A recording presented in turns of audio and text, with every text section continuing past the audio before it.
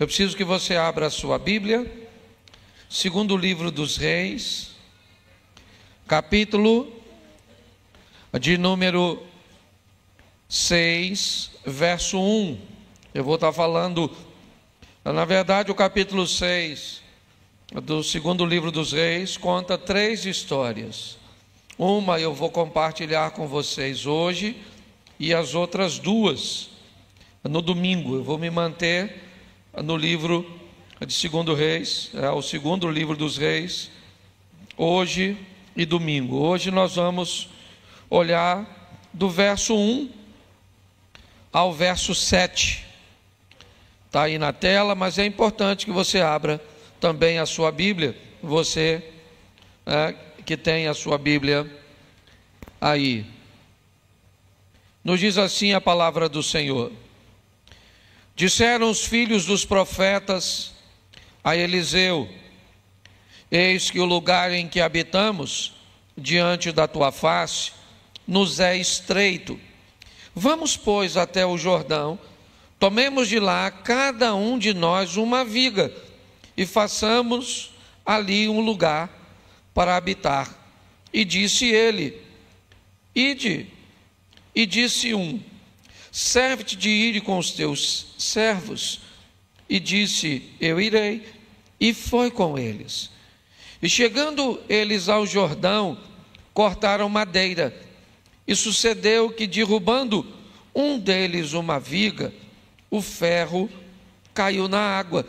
E clamou e disse: ai, meu senhor, era emprestado. E disse o homem de Deus: onde caiu? Mostrando-lhe ele o lugar, cortou um pau ou um galho e o lançou ali, e fez flutuar o ferro, e disse: levanta-o. Então ele estendeu a sua mão e o tomou. Feche os seus olhos. Senhor nosso Deus e Pai, em nome de Jesus, eis aqui a tua palavra, continua falando conosco, usa-me como um canal de bênção nesta hora, pelo poder do nome de Jesus. Você pode dizer amém? Amém. Isso. Nosso propósito durante este ano é trabalhar a unidade da igreja, é fazer com que as nossas diferenças não deixem de existir. Diferenças essas que muitas vezes irão causar atrito entre nós, atritos de ideias, de pensamentos, e que venhamos entender que isso faz parte apenas de nossa individualidade e que é altamente saudável. Se todos pensássemos do mesmo jeito, provavelmente todos nós estaríamos agora neste ambiente com a roupa da mesma cor. Chegaríamos com o carro do mesmo modelo. É essa diversidade, que traz beleza ao mundo. Isso é altamente saudável. A nossa proposta é, apesar de termos essas diferenças, e vamos encontrá-las em nosso relacionamento conjugal, os desafios de viver com o nosso cônjuge. Por quê? Porque ele é outra pessoa que tem seus valores, seus princípios, seus gostos. E se nós não tivermos habilidade para construirmos um lar, uma família, uma estrutura, trazendo união, que seja capaz de superar essas diferenças, nós vamos sucumbir. Então a proposta da igreja durante 2025 é que temos algo muito grande para construir e vamos construir juntos. Temos muitas vidas para alcançar e vamos alcançar juntos. Temos muitas coisas para fazer e vamos fazer juntos. Vai ser fácil vivermos juntos? Não vai ser fácil vivermos juntos, mas é possível fazermos isso, quer com os nossos recursos materiais, quer com as nossas habilidades e também através de nossas orações. Então, por isso, hoje minha proposta é mostrar o desejo de um grupo de pessoas. Dá para voltar um pouquinho o texto na Bíblia e pegar segundo livro dos Reis, capítulo 2, verso 7. Talvez ele nos dê uma informação que pode nos ajudar. Isso, 50 homens dos discípulos dos profetas foram e ficaram a certa distância quando ambos pararam junto ao Jordão. Vamos tomar como base a classe liderada por Eliseu com 50 alunos. Neste período, no capítulo 2, é um momento de transição. Elias, o diretor da escola de profetas, até então, agora vai ser levado para Deus. E o próximo diretor agora da escola de profetas está pronto a ser empossado. Seu nome, Eliseu. É só para você entender, aproximadamente, usando o capítulo 2 como base, uma classe com 50 alunos. Estes é o que nós vamos usar para iniciar o verso 1 do capítulo 6. Quando os filhos dos profetas disseram a Eliseu, vamos pegar este número como base, tá certo? Então, nós vamos ver que esses 50 homens, certo? Ou esses alunos da escola de profetas, o que eles aprendiam na escola de profetas? Quais eram as direções ou direcionamento que eles aprendiam ali? Provavelmente identificar quando aquilo que eles recebiam vinham do Senhor, certo? Numa profecia, por exemplo, quando Acabe se encontra com Josafá durante uma refeição para decidir uma batalha, certo? Para a recuperação das terras de Ramote de Gileade, a primeira coisa que Josafá solicita a Acabe é uma visão profética. Ele quer saber o que Deus pensa a respeito dessa batalha. Então os profetas são convocados para interpretar aquele momento. E todos eles trazem uma notícia poderosa de vitória, certo? Mas um profeta é chamado, seu nome Micaías, e ele traz uma palavra totalmente oposta aos demais profetas, chegando a dizer que, certo, um espírito de confusão, vou colocar assim, colocou aquela mensagem no coração dos outros profetas. Então os profetas, eles eram ensinados a entender não apenas sobre receber uma informação, mas como entregá-la, como distribuí-la, como avaliá-la, certo? É isso, para que a profecia, ao invés de comunhão, de verdade, não trouxesse confusão. Então era mais ou menos isso, era essa a estrutura, certo? Ninguém escolhe ser profeta ou não. Eles eram escolhidos por Deus, recebiam a percepção, a sensibilidade de Deus, mas isso por si só não bastava, porque decisões movidas por uniões ou por pensamentos, mesmo que alinhados, mas no propósito incorreto, vai trazer o caos. Ananias e Safira é um casal que caminhava juntos, certo? Só que a união do pensamento dos dois acabou matando os dois.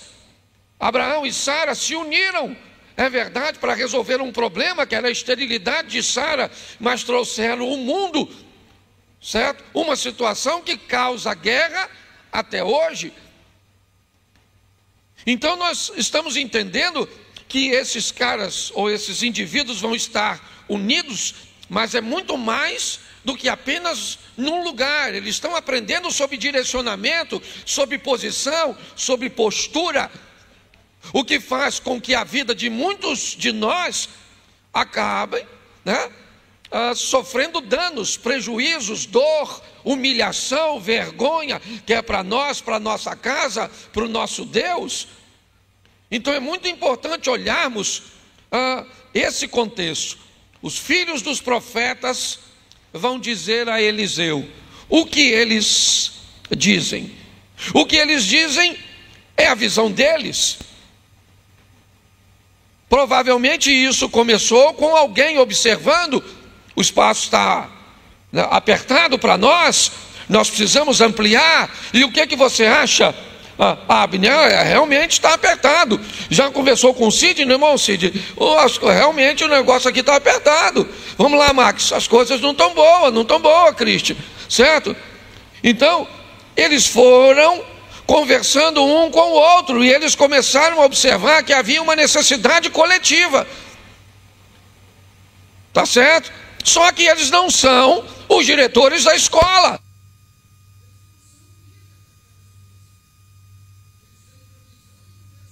Que não era uma visão singular, era uma visão coletiva. Todos eles estão percebendo que há uma necessidade. Então a visão, certo? Ela é estabelecida numa amplitude maior. Nós precisamos estar atentos como quando vamos tomar decisões.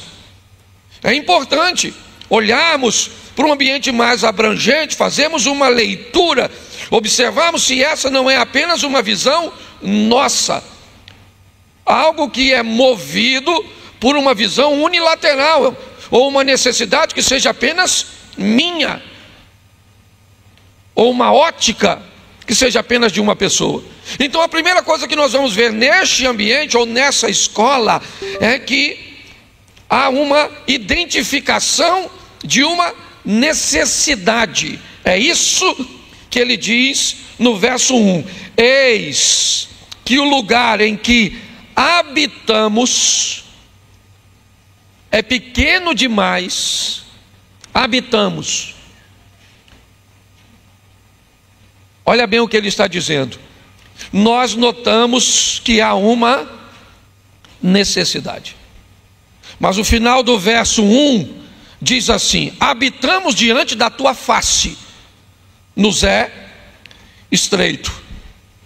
Em algumas traduções ele está dizendo: nós vimos que o lugar é estreito, e basta o Senhor levantar a cabeça que o Senhor vai descobrir que é estreito mesmo, diante da tua face. Em outras traduções, basta você olhar. O que eles estão dizendo é: nós vimos uma necessidade, estamos trazendo essa necessidade para o Senhor. Dá uma olhada nisso e veja se realmente não está apertado. Eles querem saber agora se a visão do líder da escola bate com a deles. É muito importante entendermos essa questão. Por isso que criar um ambiente coletivo de pessoas que pensam pode ser um grande desastre. Porque quando você move as pessoas a pensarem, a questionarem, quando você é capaz de dar às pessoas um nível de insatisfação com a proposta de que elas se sintam parte, se sintam vivas, é extremamente complicado. Eu estava numa reunião na igreja de um pastor, a gente caminha junto, não vou falar o nome, mas eu lembro que ele precisava pintar uma parede, e é aquele sistema que precisa fazer aquelas sessões para pintar, entendeu? A igreja vota, e aí ele falou assim: olha gente, nós precisamos pintar aquela parede, porque aquela parede precisa de uma pintura, e eu queria que levantasse a mão quem é a favor de pintarmos de azul. Eu acho que cabe umas 1.700 pessoas mais ou menos na igreja dele. Um grupo grande levantou a mão de azul. Aí baixou a mão, ele falou assim: mas assim, eu fico pensando também que o verde também não é feio. Então quem é que prefere o verde ao azul? Levantou a mão mais umas 300. E eu já estou pensando, o que ele vai fazer? E aí ele disse: mas se pintarmos ela já era branca, só estava suja. Se pintarmos de branco e deixar do mesmo jeito, está assim há tanto tempo, quem é a favor do branco? Levantou mais um grupo. E aí ele falou assim: é por isso que eu vou pintar de bege, porque vocês não sabem o que vocês querem. Eu achei interessante a brincadeira dele, mas dar às pessoas a possibilidade de pensar é muito importante. Quando você está num ambiente onde a visão central não é a sua, duas coisas podem estar acontecendo. Uma, você pode estar no lugar errado. Quando você quer colocar num ambiente algo, certo, que não é a visão daquele ambiente, isso é um sério problema. Esse pode ser, ou pode ser uma grande resposta de que aquele lugar não é para você. Não interessa há quantos anos foi, porque às vezes você vai ficar no lugar 5, 10 anos e chega um momento que Deus quer te levar para outro ambiente.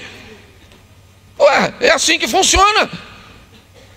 Então é importante que você entenda isso. A segunda possibilidade, se você descobrir que essa visão que você tem é uma visão coletiva, ela pode ser uma mensagem divina para que o líder consiga ajustar a visão dele para fazer uma mudança que vai levar a estrutura para outro ambiente.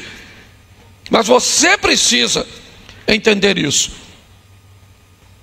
o que é muito difícil. Então eles estão dizendo para o líder: nós já notamos que o espaço é estreito, mas isso está diante da sua face, então basta que você olhe. Então Eliseu olha, e quando Eliseu olha, descobre que realmente está apertado.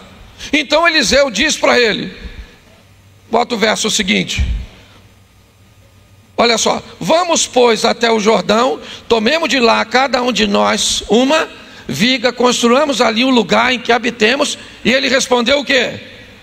Vão. Preste atenção. Eles descobrem uma necessidade, apresenta a necessidade, certo, a Eliseu, e eles dizem nesse verso o seguinte: nós que vimos a necessidade, vamos até ao Jordão, nós queremos fazer parte da solução. Esse dia uma pessoa falou comigo aqui na igreja: pastor, eu acho fantástico esse trabalho com mendigo, distribuir sopa lá na Central do Brasil. O que é que o senhor acha? Eu falei: eu acho legal. E por que a nossa igreja não tem um ministério para distribuir sopa? Eu falei: porque não é meu. Se é seu, eu estou junto. A senhora vai levar a sopa? Ou não tem tempo? Eu falei: eu estou com cara de quem anda à toa? Porque se a senhora não tem, eu também não tenho não, meu irmão. Estou sem tempo de pecar. Às vezes o pecado vem, eu falo: volta outra hora, porque eu estou tão ocupado que não está dando tempo, certo? Então eles querem fazer parte da solução. Então eles estão dizendo: nós vamos lá no Jordão, certo? Confesso que não entendo muito bem esse texto, porque não tinha praticamente madeira nenhuma do outro lado. Toda a madeira que se usa, ou que se usava em Israel ao longo de todo o tempo, era do Líbano. Mas tudo bem, devia ter alguma coisa que dava para, certo, para auxiliar na ampliação. Não sou eu que vou discutir com o texto, certo? Mas eles estão dizendo: cada um de nós vamos pegar uma viga, porque se cada um fizer a sua parte, alguém aqui precisa dar o dinheiro todo? Não, o que faz essa igreja funcionar é um pouquinho seu, com um pouquinho meu, com um pouquinho seu, um pouquinho de trabalho, um pouquinho de dedicação, um pouquinho de ranzinza, um pouquinho do seu ego. Tem coisa que a gente pega aqui sua que é boa, mas tem uns troços aqui que é ruim. A gente sabe que tem gente aqui que, se o diabo pedir referência, nós não damos. É verdade. Nós estamos aqui superando tudo isso. É isso. Então nós estamos vendo nesse texto o que Eliseu vai dizer agora. Vão. Vocês não estão a fim de cortar? Eu não estou a fim de cortar nada. Então, ide. Vão. Certo? E agora nós temos algumas coisas que precisamos observar. A primeira coisa que esses indivíduos têm é o mesmo propósito. Eles querem. Eu aprendi que querer não é o suficiente para fazer as coisas acontecerem. Querer é muito pouco. Nós vamos precisar de mais do que apenas querer. O querer pode ser um bom início, mas ele não é suficiente para enfrentar os obstáculos que Satanás irá colocar diante de mim e de você para alcançarmos alguma coisa. Provavelmente, se eu pedisse agora para você levantar a mão, quem quer emagrecer? Provavelmente um grupo grande iria levantar, eu quero. E aí a minha pergunta é: o que impede você de emagrecer? Satanás, o inimigo do emagrecimento. Não, o que impede você de emagrecer, o que é? É a preguiça. Não, porque você pode até comer, certo? Desde que você equilibre a matemática. O que entra seja um número menor de calorias do que o que sai, certo? Mas como sempre a conta não fecha, sobra, é ou não é? Porque um brigadeiro desse tamanho, tu não imagina a papada que ele traz para cá. E gordura é igual mulher, ninguém segura, apertou ela pula. É só você apertar que ela vai para outro canto. É assim que funciona. Então você consegue entender? Eles têm, o que eles têm? Eles têm o mesmo propósito, sim ou não? Sim. Todos eles querem a mesma coisa, inclusive o Eliseu. Vai acontecer alguma coisa, sim ou não? Sim ou não? Eles querendo? Não, porque querer não muda nada, eles querem. Até então é apenas uma vontade. A pergunta é: eles querem o quê? Eles querem ampliar a escola, sim ou não? A minha pergunta é: eles têm habilidades para fazer isso? Eles têm conhecimento para fazer isso? É a próxima pergunta. Eles querem, tá bom, nós queremos, mas nós temos habilidades para fazer isso se tornar um fato? Nós temos conhecimento? Temos. Então tá bom, nós queremos e temos gente aqui. Temos gente aqui que corta madeira. Você corta madeira? Corta. Eu também corto. E você? Você também corta. Falou, cortar direito eu não corto não, mas eu sei manusear, certo? Vamos levar para onde? Vai ser por onde? Vamos cortar na beira do Jordão, vamos jogar dentro d'água, é isso? Vamos usar o Jordão como parte de locomoção para conduzirmos a madeira até o ponto de utilização, é isso? No ambiente terrestre nós vamos fazer como? Como é que nós vamos movimentar essa madeira? Então eu corto, mas eu não entendo muito dessa logística de manuseio não, eu sei manusear. E quando chegar lá, como é que nós vamos fazer? Vamos usar a madeira bruta, quem é capaz, certo? Vamos fazer com a casca dela, vamos fazer sem a casca, para eliminarmos as bactérias, é isso que nós vamos fazer? Então eles tinham, certo, conhecimento e habilidades para fazer. É isso. Agora vem a terceira parte. Eles têm disposição para fazer isso? Porque querer e saber como fazer é uma coisa, agora ter disposição para fazer é outra. Ah, tá bom, vocês querem, queremos. Vocês sabem fazer, sabemos. Mas vocês têm disposição? Não, nós vamos lá. Cada um de nós vamos pegar uma viga. E Eliseu disse, então tá bom, eu vou com vocês, já que vocês querem a minha presença. Então vocês têm agora a minha autorização. Então o que eles têm? Eles têm o mesmo propósito, eles têm conhecimento e habilidade para fazer, eles têm disposição para fazer e eles têm autorização para que seja feito. Então é para lá que eles vão, se eles entenderem o que eles não têm. E o que eles não têm? Um machado. Eles não têm a ferramenta para cortar a madeira. Nenhum dos alunos da escola de profeta tem. O diretor da escola de profeta Eliseu também não tem o machado. Bom, então agora nós vamos orar para o machado aparecer. certo? Porque servimos um Deus todo-poderoso, que pode tirar do nada tudo. E vamos orar para que o machado apareça. A escola é de profeta, sim ou não? O propósito é louvável, sim ou não? Mas não vai ser com oração que eles vão resolver isso. Eles sabem o que têm, eles têm o mesmo propósito, as habilidades, a disposição, a autorização, mas eles não têm o machado. Então eles vão precisar do machado para cortar a madeira. Como? A primeira coisa é: o que eles precisam? Eles precisam do machado? Sim ou não? Me ajuda aí. Eles têm? Então qual é a primeira coisa que eles precisam saber agora? Onde tem? Quem é que tem o que eu não tenho? Eu tenho tudo, aparentemente, mas eu não tenho machado. Então o que eu preciso saber? Quem é que tem o machado? Quem é que tem o machado para lidar com a juventude? Quem é que tem o machado para lidar com os jovens? Quem é que tem o machado para lidar com os casais? Quem é que tem um machado para pregar? Quem é que tem um machado para cantar? Quem é que tem um machado?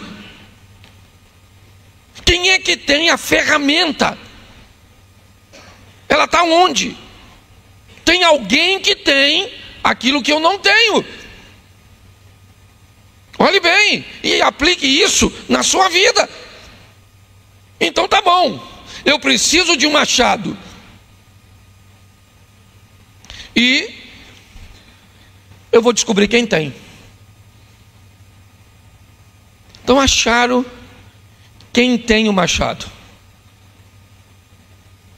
E agora eles vão até quem tem e vão comprar o machado? Não. Eles não trabalham cortando madeira. Eles precisam de um machado apenas para uma operação. É para um momento. Eles não vão seguir aquilo para profissão. Eles são profetas. Eles não teriam recurso. O machado, para a época, é uma ferramenta muito cara, inviável para eles. Então, eles vão pegar esse machado emprestado. E provavelmente a pergunta que o dono do machado vai fazer para quem pede emprestado, qual é?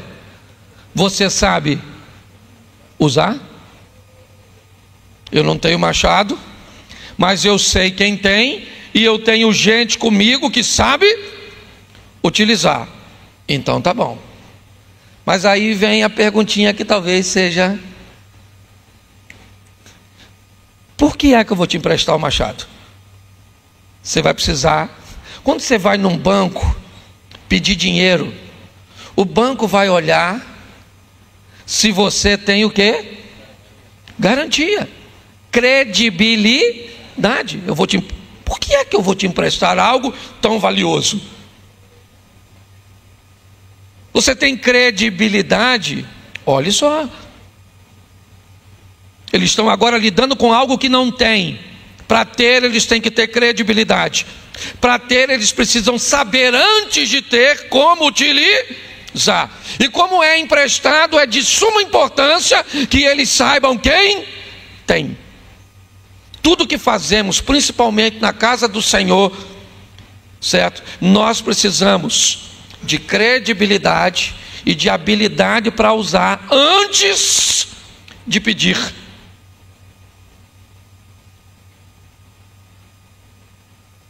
Porque se você tiver algo que não sabe usar, ou que não tem credibilidade para fazê-lo, você vai causar mais prejuízo em qualquer ambiente do que lucratividade. Então eles vão. Tem credibilidade, alguém emprestou o machado, e eles vão à margem do Jordão cortar a madeira. Estão cortando a madeira. Provavelmente nem todos cortam.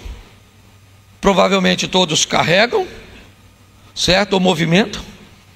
E estão usando o machado. Usando o machado. E estão cortando a madeira. Estão cortando a madeira. Estão cortando a madeira. Eu já falei sobre isso aqui, vou repetir. O machado é composto por 3 peças fundamentais. Apesar de ser chamado machado por inteiro, machado, na verdade, é apenas a parte de ferro. Certo? O conjunto também é chamado de machado, mas ele é composto de mais 2 peças. O cabo e a cunha. O poder de uso está na união dos 3. Mas quem corta é quem está na cabeça. É quem está lá em cima, no topo. Se o machado se afasta do topo, certo? O poder de corte diminui. A distância, certo? Entre a mão e a peça de ferro, ela precisa estar ali. Com a continuidade, Josimar está aí, ó, é especialista nisso, certo? Conforme você vai batendo na madeira, ele vai frouxando, inevitavelmente, certo? Então é muito comum que o lenhador tire, né, um período, ou normalmente 2 períodos para lidar com o machado. Um amolando, afiando, e outro estabilizando ele sempre na cabeça, firme, no alto, preso. Eu costumo fazer uma aplicação que não é nada bíblica, ela é minha, como se o cabo fosse nós, como se o machado fosse Cristo e como a cunha fosse o Espírito Santo. A cunha tem que segurar Cristo na cabeça do crente, no controle do crente, você está entendendo? Para que nós tenhamos um desempenho extraordinário. Isso é meu, não é nada bíblico. O pastor falou que o cabo... que Jesus era o ferro. Falei nada disso, estou fazendo só uma aplicação. Machado é machado mesmo, de ferro, tá certo? E a turma senta, certo? E tem umas madeiras mais fáceis de cortar, não tem, irmão? Tem uma madeira ruim de cortar, ruim de cair, ruim de dobrar, certo? E eu aprendi uma coisa: quanto pior for a madeira, mais dura ela for, ela pode ser dura no corte, mas ela é boa na durabilidade. Porque tem uns irmãos também que à toa. E do jeito que vai dar bicho. Principalmente o cupim. Porque o cupim é um indivíduo sem informação.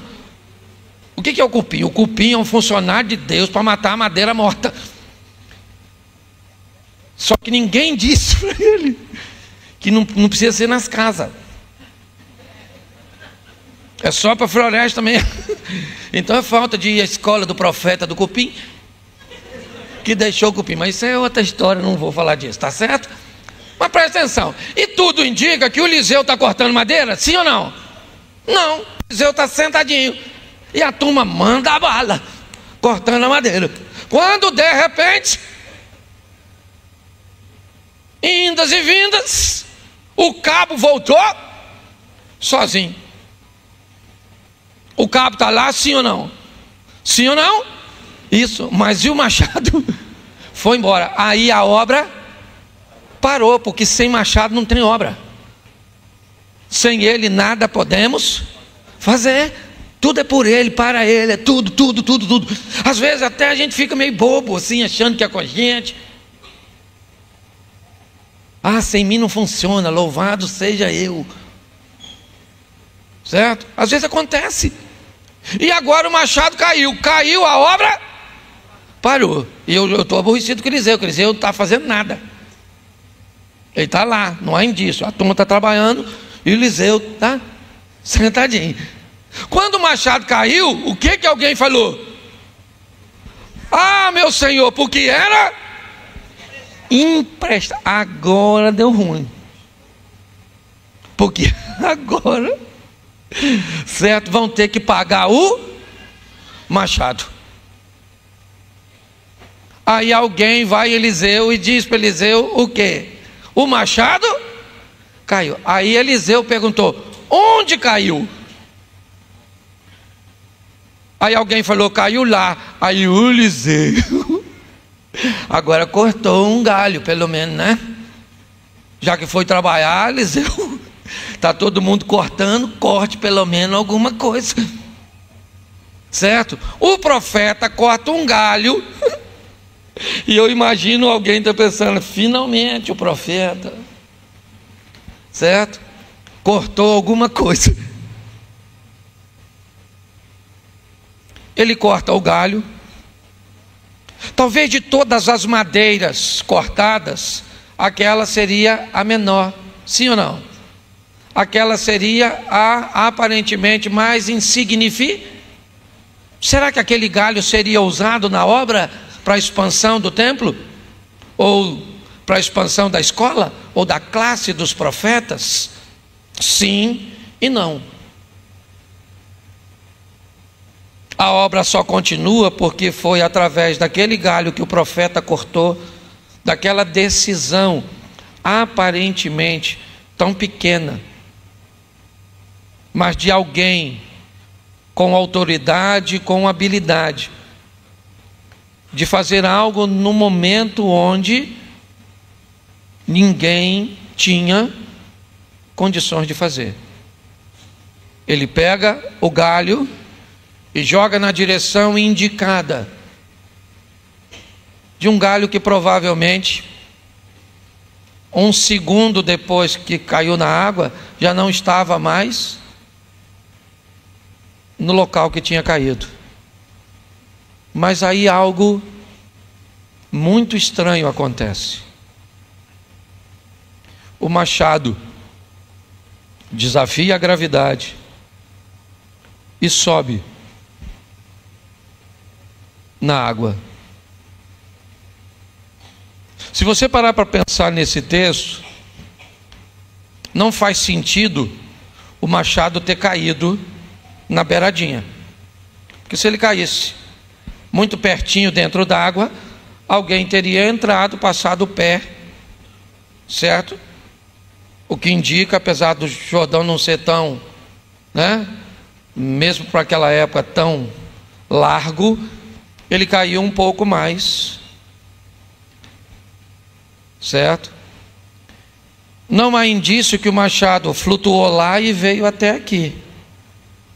Alguém provavelmente entrou dentro da água e pegou o machado, e a obra ou prosseguiu, ou o machado pôde ter sido devolvido, e a credibilidade dos profetas, da escola e de Eliseu se manteve. Essa é basicamente a história. A minha pergunta é: onde o nosso machado caiu?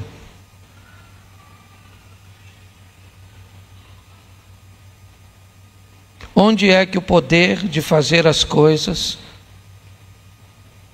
acabou removendo de nós a possibilidade de executar algo?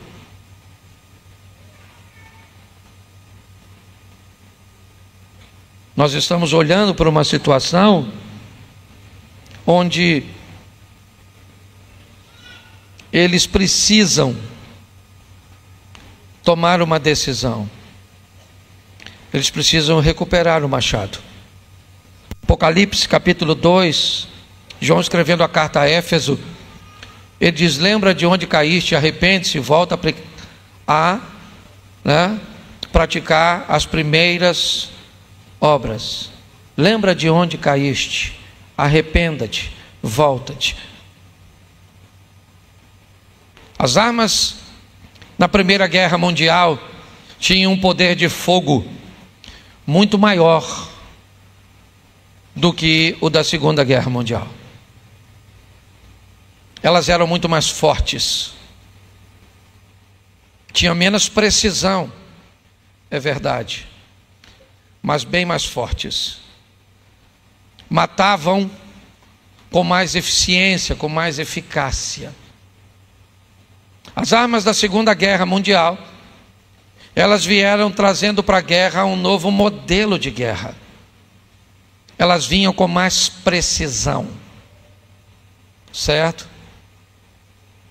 Eu não sei se você, numa das viagens que eu fiz, eu fui a um estande de tiro com um amigo, e uma das armas que ele me deu para que eu pudesse atirar foi uma R15.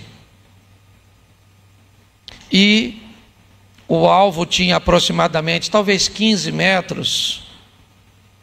E com 5 minutos de instrução, um leigo é capaz de, com a arma daquela, decidir se vai atirar na boca ou nos olhos do alvo. E se ele tiver a mão firme, ele não erra um tiro. Só para vocês entenderem. Então nós imaginaríamos que na Segunda Guerra, né, 44, 45, vamos dizer, já no fim da guerra, as armas matassem mais, mas não.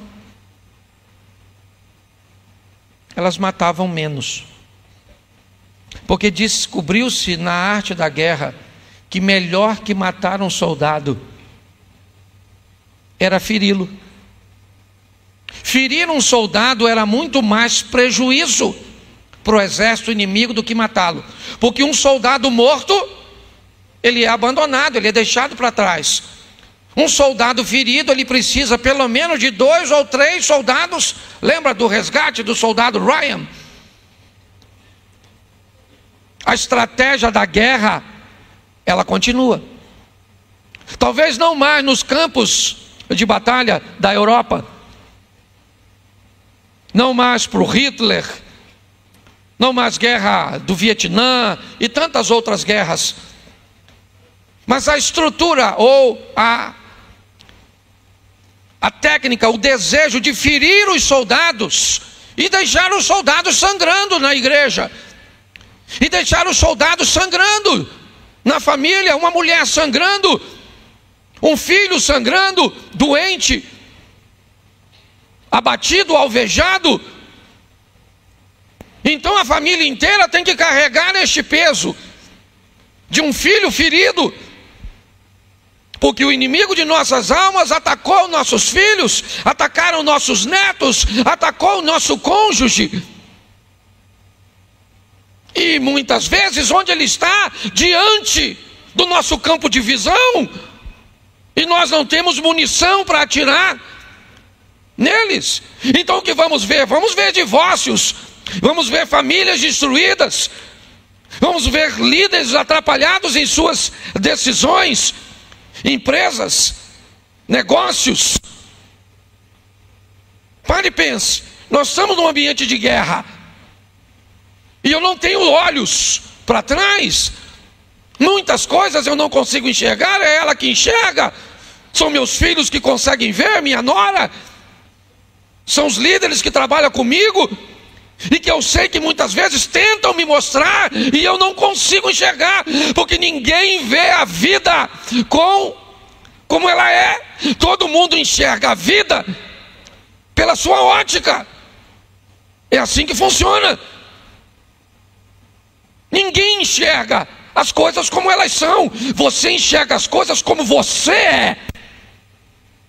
Então às vezes você vai tomar uma decisão, e você toma a decisão na sua visão, não na visão do coletivo.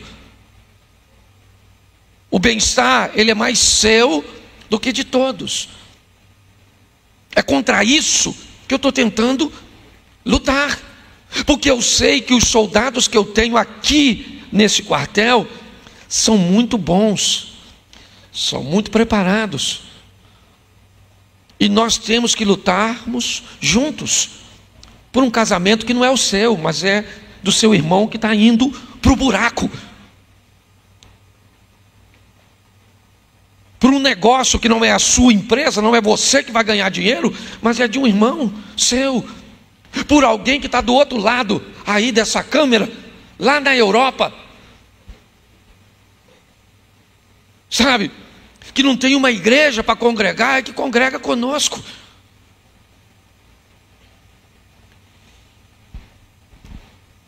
Nós precisamos começar pelo menos por um ambiente de oração para o coletivo. Tirar um tempo e dizer: Senhor, fala com a nossa igreja. Senhor, levanta pessoas na nossa igreja, pessoas, direciona nossa igreja, cura na nossa igreja, que o louvor cure, que a palavra cure. Levante profetas, levante pregadores, levante pessoas.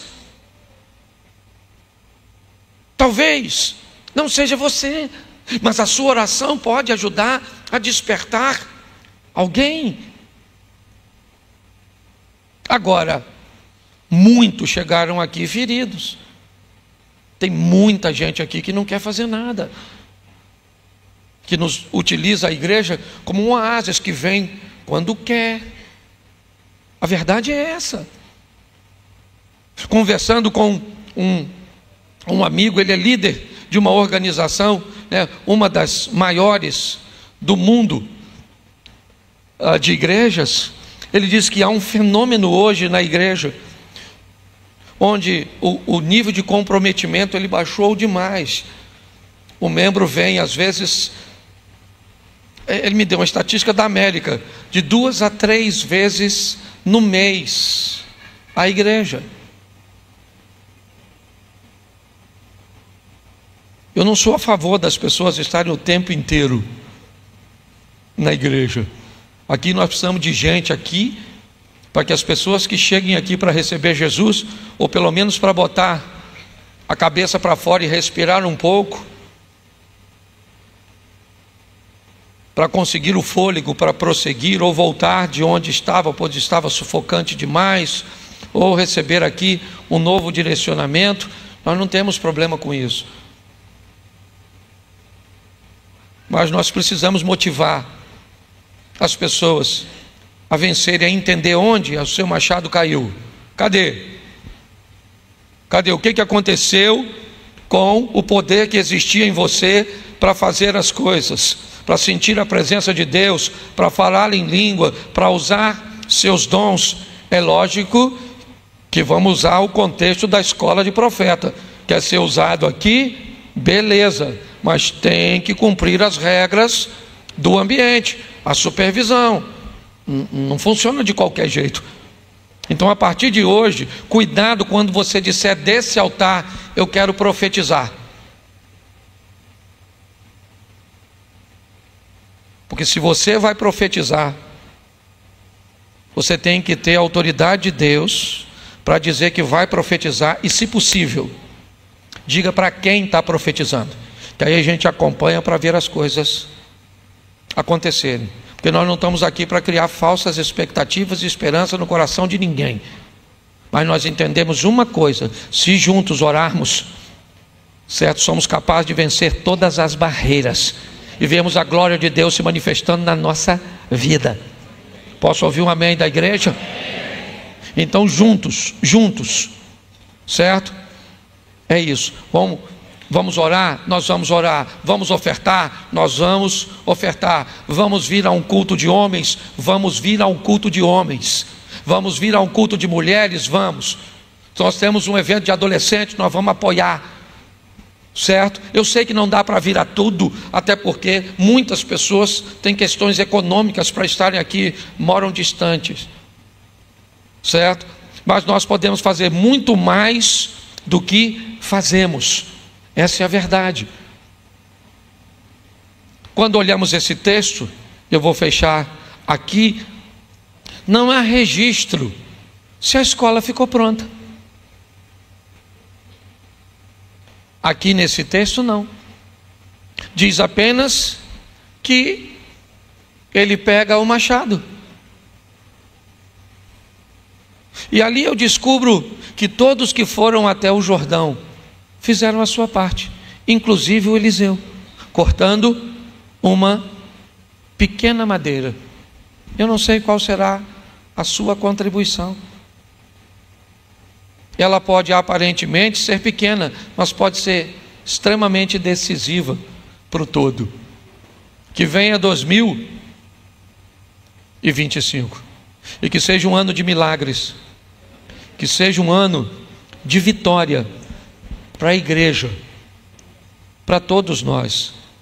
onde não vamos subir aqui para oferecer falsas promessas, não vamos subir aqui para usurpar nada de ninguém.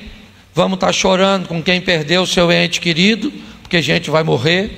Vamos estar sorrindo com gente que recebeu notícias boas. Vamos estar lutando. É só isso. É fazer com que você entenda que você não está sozinho. Eu quero que você fique de pé neste momento.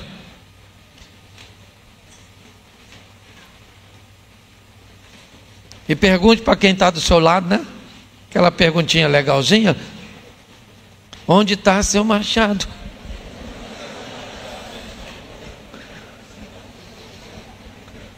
Feche seus olhos, pode fechar que ninguém vai pegar nada seu. E eu quero orar. Pastor, eu queria aceitar Jesus. Aceitar Jesus é atrás daquela câmera lá. Olha para mim aqui, ó. Atrás daquela câmera está o paraíso. Pastor, por que você não gosta de fazer apelo? Eu até faço quando eu sinto para as pessoas virem aqui. Mas eu estou na igreja há muito tempo e eu já vi gente vir no domingo e nunca mais aparecer. Então, se você quiser aceitar Jesus, você dá um pulo lá. Alguém vai orar por você, vai anotar seu nome. Pastor, eu vim com os demônios. Vai lá. Tem uns irmãos do exorcismo. Pastor, eu só quero uma informação. Você passa lá, tem gente para informar. Certo, pastor, eu quero receber um machado. Tem escola de servo, para você já dando uma olhada onde é que está o seu machado. Tá certo? E quem aqui é casado, levante a mão. Isso, meu sentimento. Deus te abençoe. Certo? Como diz o Lula, a luta continua, companheiro. Nós vamos embora. Mas vamos fazer junto. Ao longo desse ano, provavelmente muita gente vai ficar para trás. Porque as coisas não são fáceis. Não vamos julgar, vamos orar por quem ficou. Eu fico imaginando o que movimentava o povo no deserto, na maioria das vezes, eu não sei se todas, era uma nuvem, certo? Principalmente a nuvem. Então era a nuvem que dizia onde parava. E era a nuvem que dizia quando eles deveriam caminhar. E muitas vezes me parece que a nuvem caminhava logo depois de ter parado. Então, em algumas ocasiões, a nuvem parou, a gente interrompe a caminhada e entende que ali é o local de acampamento.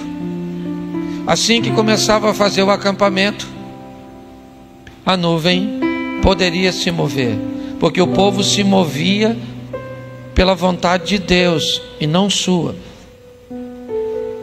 É lógico que isso não acontecia o tempo inteiro, que nosso Deus não é um provocador, mas em algumas situações Ele queria que você entendesse que não interessa se você está cansado ou não, não era hora de parar.